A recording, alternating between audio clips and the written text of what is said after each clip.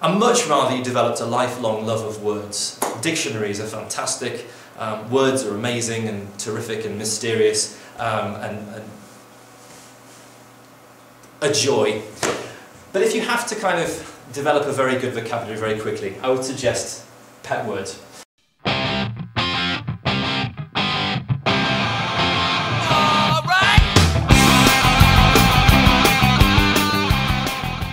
Pet words is a technique that I teach students who want to develop a good vocabulary very quickly. What you do is you think about words that you use a lot, words you use all of the time. So for example, words like bad, or good, or big, or small. Words that you use in any setting. And all you do is you think of better ways of saying them. So instead of saying bad, let's say you decide to say malevolent. Or instead of good, you decide to say exquisite or divine. Whatever it is, you pick an interesting way of saying that word. And whatever the word, whatever the phrase you use, the more, let's say, exquisite. You take that word, and like it's a pet, you nurture it, and you spend time with it, and maybe you build a little house, and you put a bow on it. And you get to know it, and you love it, and that becomes one of your words.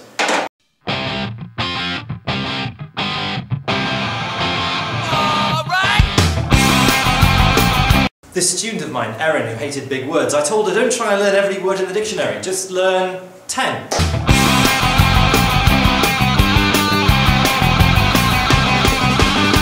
And try and pick some words that are quite hard to spell. You see, you can get credit for your spelling if you can spell complex words correctly. So exquisite has that quite complicated blend, XQU. So she quite liked the word exquisite. So in every piece of writing she wrote for me in 2 years, she just kept using the word exquisite, just once in each piece of writing, but just kept using it to develop a vocabulary. And if you do that with 10, I said, oh, why not pick another 10, another 10? I got an email from her the other day, and she's doing English at university, which I'm delighted with, and I'm sure by now she knows a lot more exciting and interesting words.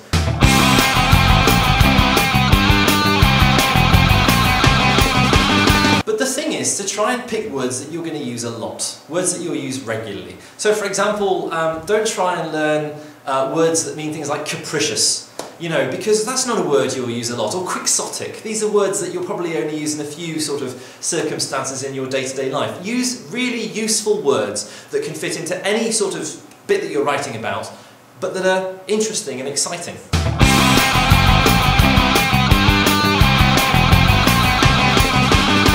A great word to try and learn different words for is the word very. Because whereas, you know, words like bad or good can only depend on whether you're talking about something you like or you dislike, very can be used for anything.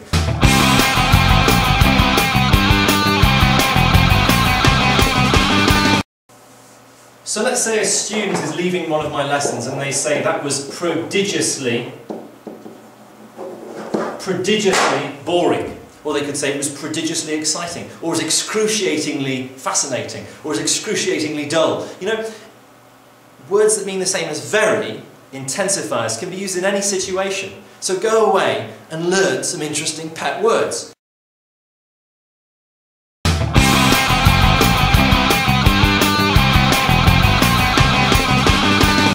So it's dead simple. Go away, pick 10 interesting words, treat them like your pets, look after them and learn them. There's one other thing I wanted to talk to you about. And remember that your words don't always have to be the biggest and most complicated possible. For example, the exam might ask you to write for young people. And if you're writing for young people, every now and then you might want to drop in some slang.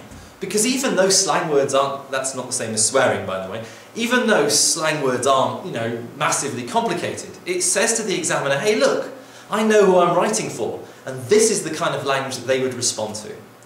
But above all, don't get stressed out. Do you know where the power lies?